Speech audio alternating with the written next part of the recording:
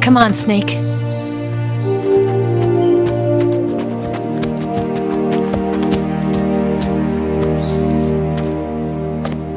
We made it.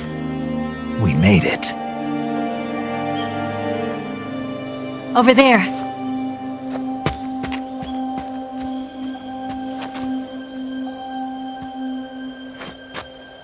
It's the boss, isn't it? I'll go get the wig ready to take off. Right. I'll leave you two alone. But come back in one piece, okay?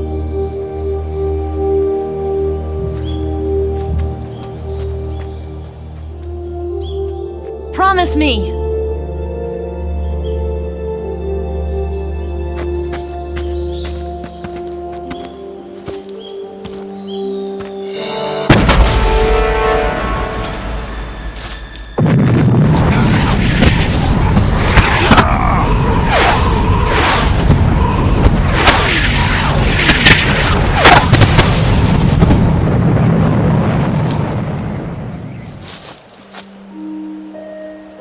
Life's end. Isn't it beautiful? It's almost tragic. When life ends, it gives off a final lingering aroma. Light is but a farewell gift from the darkness to those on their way to die. I've been waiting, Snake, for a long time. Waiting for your birth, your growth, and the finality of today. Boss. Why are you doing this? Why? To make the world one again. The world used to be whole. But with the end of the Second World War, the philosophers began to fight amongst themselves, and the world was torn apart. The Cobras, my comrades who trained and fought alongside me, were torn apart as well. The foibles of politics and the march of time can turn friends into enemies just as easily as the wind changes. Ridiculous, isn't it? Yesterday's ally becomes today's opposition. And this Cold War? Think back. When I was leading the Cobras, America and Russia were fighting together.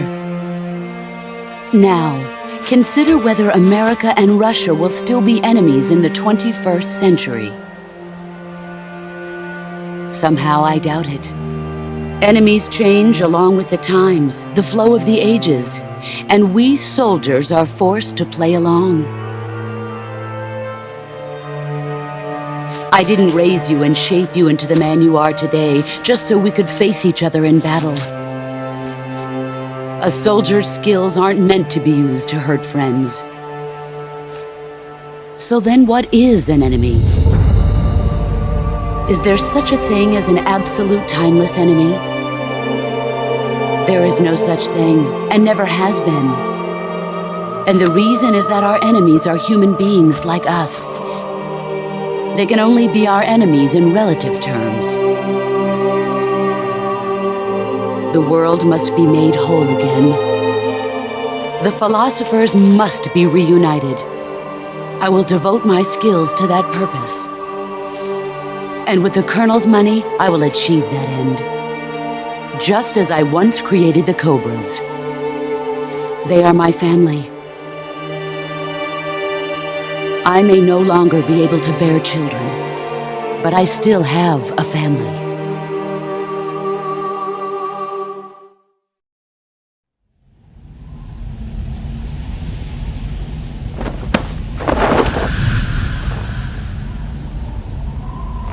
Look at this scar.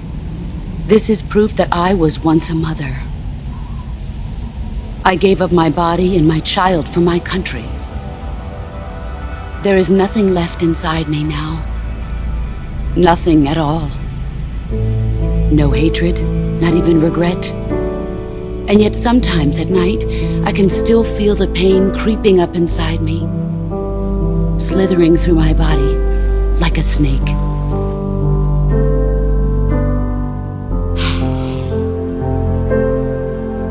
I've never talked this much about myself before. Thanks. Thanks for listening to me.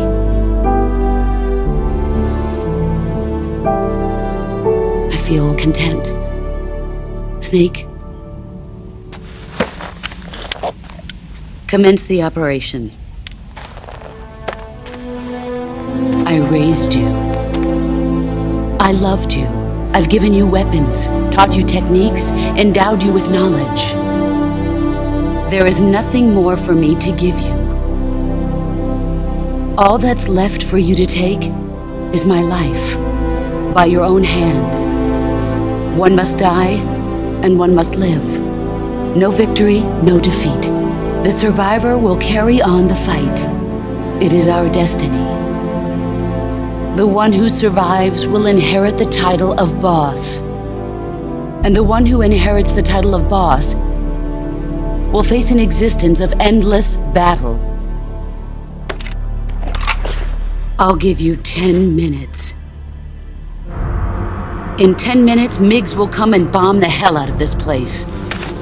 If you can beat me in less than 10 minutes, you'll be able to escape in time. Let's make this the greatest 10 minutes of our lives, Jack. Boss. You're a soldier. Finish your mission.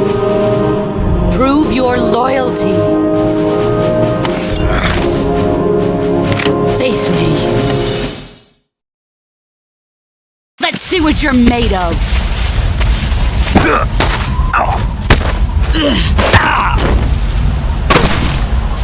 Heads up, Snake.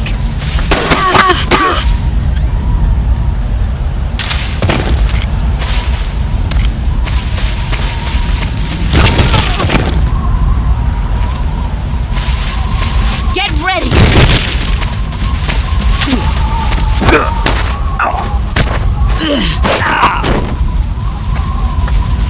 Heads up, Snake.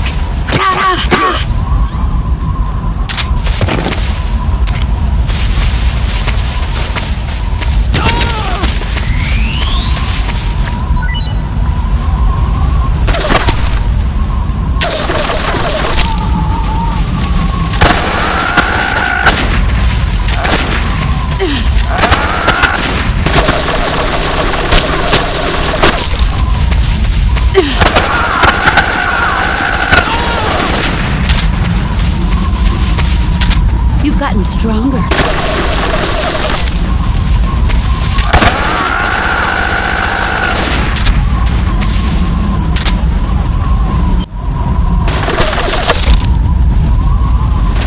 Brace yourself.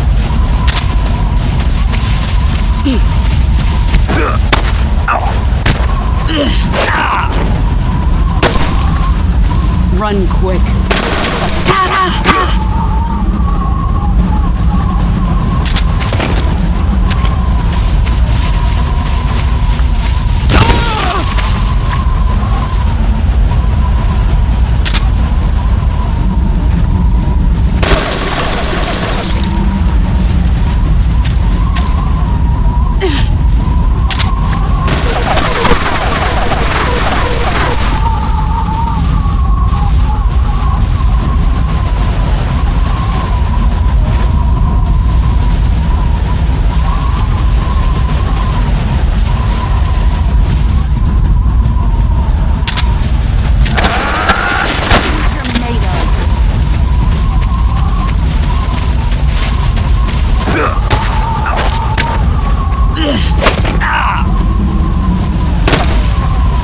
Run quick.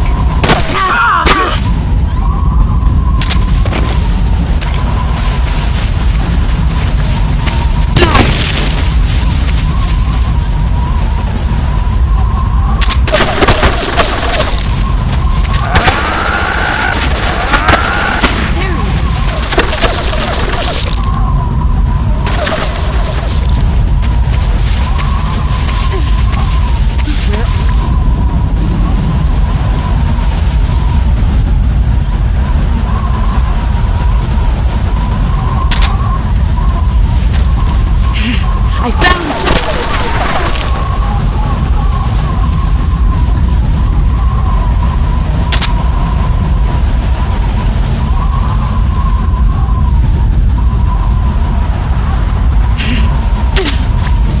Where are you? There you are.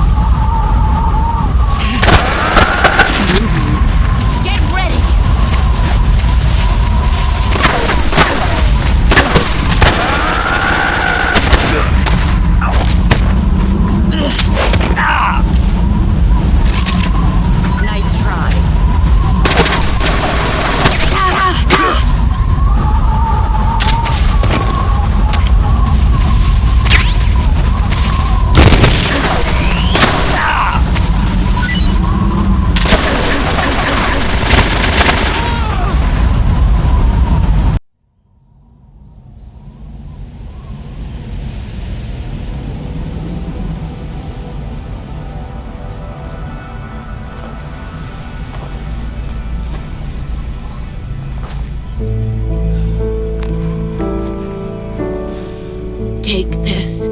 Keep it safe.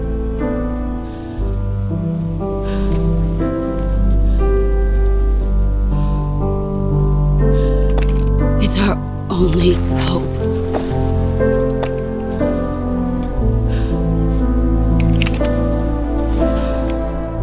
A patriot? Why are you giving me this? Jack. Or should I say, Snake. You're a wonderful man. Kill me. Kill me now. Do it.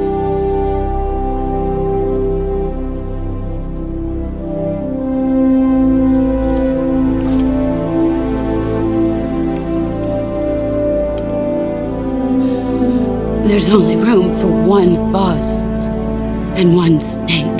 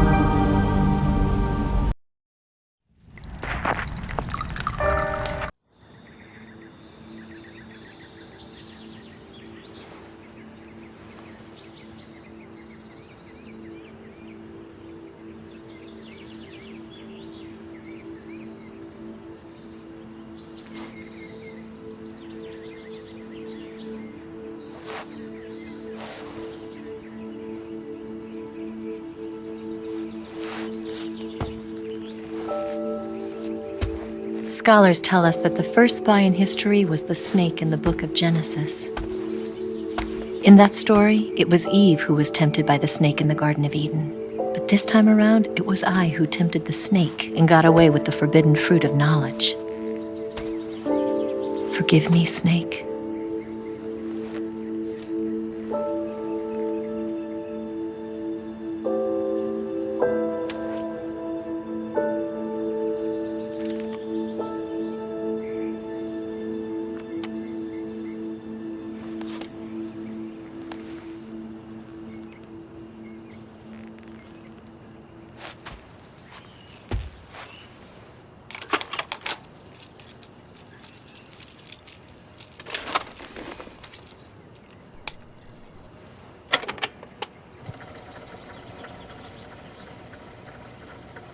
Good morning, Snake. I hope you slept well. First of all, I have to apologize. I wasn't sent by Khrushchev. I'm not a KGB spy, and I never worked for the NSA. I'm an agent of the People's Republic of China for the General HQ 2nd Department of the People's Liberation Army. It was all a lie. I tricked you. And I'm sorry.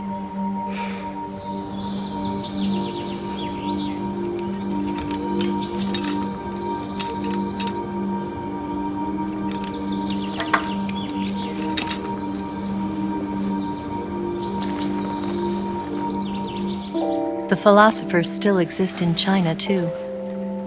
You see, my mission was to find out where Volgan was hiding the philosopher's legacy and steal it. So I infiltrated his base as a KGB spy. The 2 NSA codebreakers who defected in 1960 were actually both men. The real Adam never showed up at the meeting place, saving me the trouble of having to eliminate him. I sneaked in by pretending I was Eva. And you and Sokolov and Volgan, you all believed me.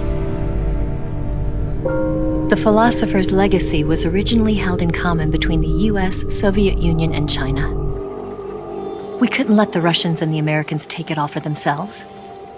The Chinese government had its eye on the legacy, too. I got the film containing the legacy, and also the nuclear missile launch data from the Shagohod.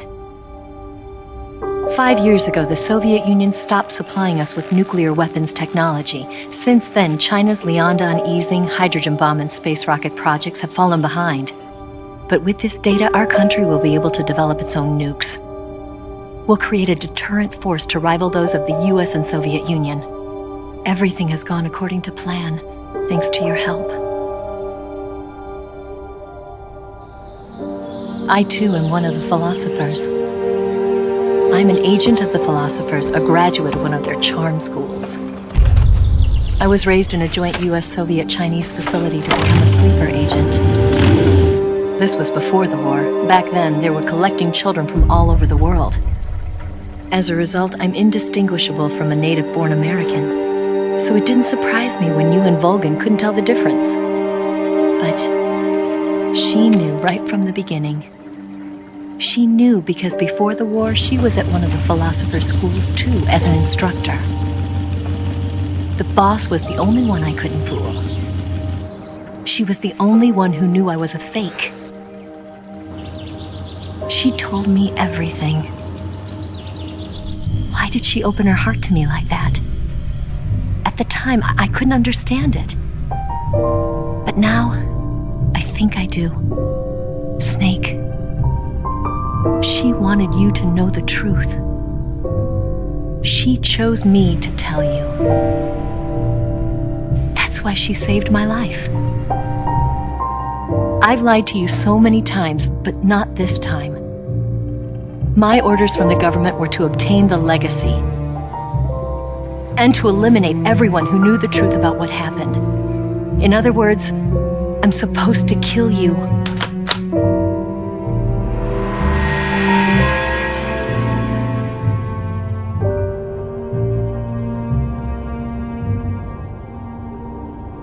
But I can't do it. Not because we loved each other. And not because you saved my life. But because I made a promise to the boss. And I intend to keep it. I just wanted you to know.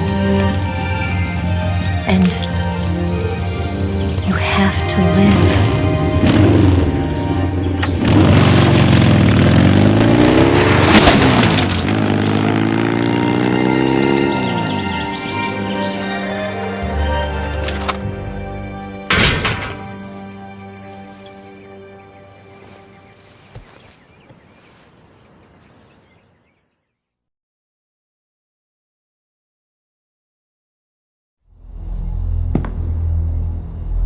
Snake, listen to me. She didn't betray the United States.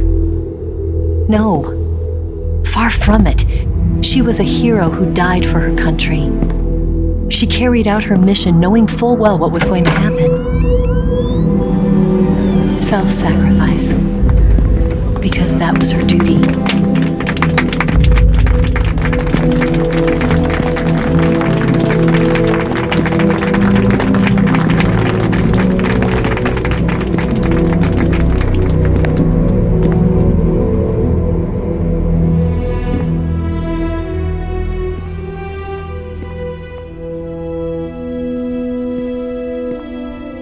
You are above even the boss. I hereby award you the title of Big Boss.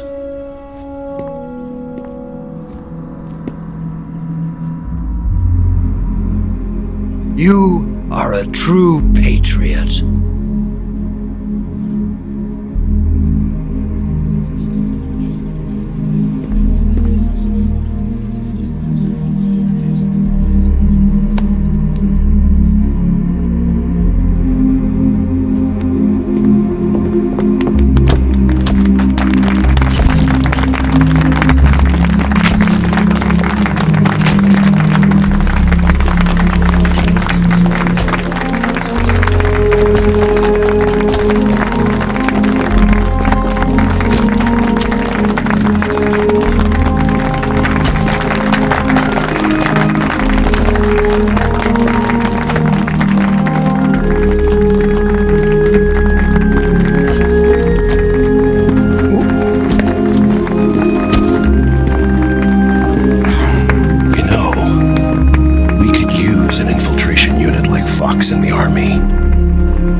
Someone like him to handle our top secret sneaking missions for us.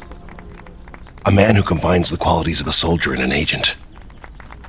The boss's defection was a ruse set up by the US government. It was all a big drama staged by Washington so they could get their hands on the philosopher's legacy. And the boss was the star of the show. They planned it so that they could get the legacy that Colonel Volgin inherited and destroy the Shagohod at the same time. Only a legendary hero like the boss could have earned Volgin's trust. Finding out where the philosopher's legacy was hidden was to be her greatest mission. Everything was going according to plan. But then something happened that no one could have predicted. Colonel Volgin fired an American-made nuclear warhead at Sokolov's research facility. Khrushchev demanded that the US government provide proof that it wasn't involved. They couldn't just abort the operation to steal the legacy. So the operation itself was greatly expanded and revised. The authorities in Washington knew that in order to prove its innocence, they'd have to get rid of the boss, and that one of their own would have to do the job. The public couldn't be allowed to find out about it, not ever. This, they concluded, would be the best way to keep the whole thing under wraps. The boss wouldn't be allowed to come back home alive, and she wouldn't be allowed to kill herself. Her life would be ended by her most beloved disciple. That was the way the government wanted it. That was the mission she was given, and she had no choice but to carry it out. Her death in your hands was a duty she had to fulfill. Out of duty, she turned her back on her own comrades. A lesser woman would have been crushed by such a burden. The taint of disgrace will follow her to her grave. Future generations will revile her. In America as a despicable traitor with no sense of honor. And in Russia as a monster who unleashed a nuclear catastrophe.